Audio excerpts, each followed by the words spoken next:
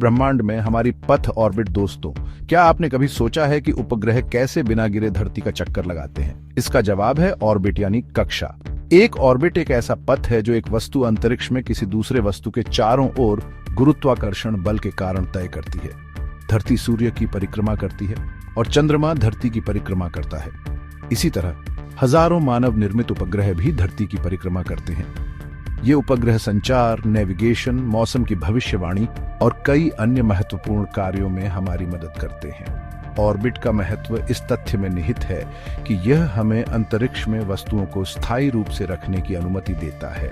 यह हमें धरती और ब्रह्मांड का अध्ययन करने, जानकारी भेजने और प्राप्त करने और हमारे जीवन को आसान बनाने वाले विभिन्न अनुप्रयोगों के लिए एक मंच प्रदान करता है। वो ऊंचाई के आधार पर ऑर्बिट के प्रकार एलईओ, एमईओ और जियो ऑर्बिट को उनकी ऊंचाई के आधार पर वर्गीकृत किया जा सकता है। 3 मुख्य प्रकार हैं: low earth orbit LEO, medium earth orbit MEO और geostationary orbit GEO. LEO धरती की सतह से लगभग 160 से 2000 किलोमीटर ऊपर स्थित है। एलईओ में उपग्रह तेजी से गति करते हैं और धरती का एक चक्कर लगाने में लगभग 90 मिनट का समय लेते हैं। एलईओ का उपयोग मुख्य रूप से पृथ्वी अवलोकन, जासूसी और संचार के लिए किया जाता है। एमईओ, एलईओ और जीईओ के बीच स्थित है, जो धरती से लगभग 2000 से 35,786 किलोमीटर ऊपर है। एमईओ में उपग्रह एलईओ की तुलना में धीमी गति से गति करते हैं और नेविगेशन और संचार जैसे अनुप्रयोगों के लिए उपयोग किए जाते हैं। जीईओ धरती से लगभग 35,786 किलोमीटर की ऊंचाई पर स्थित है। इस ऊंचाई पर उपग्रह धरती के घूर्णन की गति से गति करते हैं, जिसका अर्थ है कि वे हमेशा धरती पर एक ही स्थान पर दिखाई देते हैं। जीईओ उपग्रहों का उपयोग मुख्य रूप से टेलीविजन प्रसारण, मौसम पूर्वानुमान और संचार के लिए किया जाता है। हर प्रकार की ऑर्बिट के अपने फायदे और नुकसान होते हैं और किसी विशेष अनुप्रयोग के लिए सबसे अच्छा प्रकार कई कारकों पर निर्भर करता है। अलग अलग रास्ते जीईओ और एसएसओ ऑर्बिट को उनके अभिविन्यास और घूर्णन के आधार पर भी वर्गीकृत किया जा सकता है। 2 महत्वपूर्ण प्रकार हैं: जियो स्टेशनरी ऑर्बिट जीईओ और सन सिंक्रोनस ऑर्बिट एसएसओ। हम जीईओ के बारे में पहले ही जानते हैं, जहां उपग्रह धरती के घूर्णन के साथ घूमते हैं और हमेशा एक ही स्थान पर दिखाई देते हैं।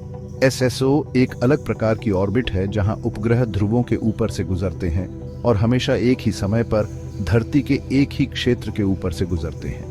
एसएसओ का उपयोग मुख्य रूप से पृथ्वी अवलोकन के लिए किया जाता है, क्योंकि यह उपग्रहों को हमेशा समान प्रकाश की स्थिति में धरती की सतह को देखने की अनुमति देता है।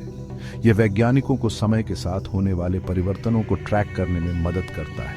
एसएसओ उपग्रहों का उपयोग मौसम की भविष्यवाणी, आपदा प्रबंधन और पर्यावरण निगरानी जैसे अनुप्रयोगों के लिए भी किया जाता है। स्वाथ, धरती का एक टुकड़ा देखना।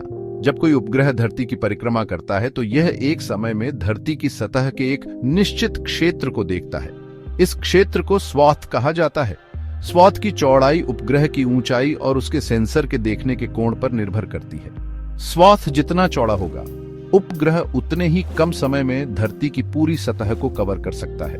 हालांकि एक विस्तृत स्वाथ का अर्थ अक्सर कम रिजोल्यूशन होता है, जिसका मतलब है कि छवियां कम विस्तृत होती हैं।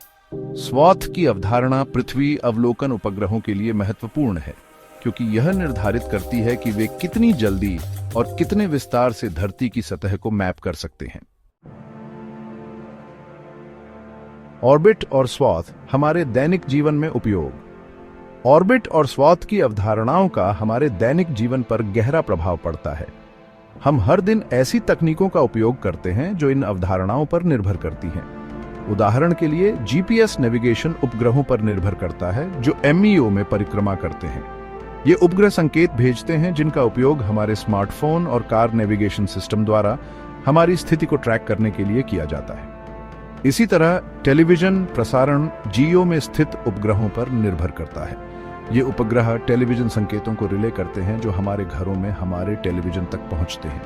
मौसम की भविष्यवाणी, आपदा प्रबंधन, पर्यावरण निगरानी और वैज्ञानिक अनुसंधान जैसे कई अन्य क्षेत्र भी ऑर्बिट और स्वाथ की अवधारणाओं पर बहुत अधिक निर्भर करते हैं। अंतरिक्ष अन्वेषण और उपग्रह प्रौद्योगिकी में प्रगति के साथ ऑर्बिट और स्वॉथ की अवधारणाएं भविष्य में और भी महत्वपूर्ण होती जाएंगी।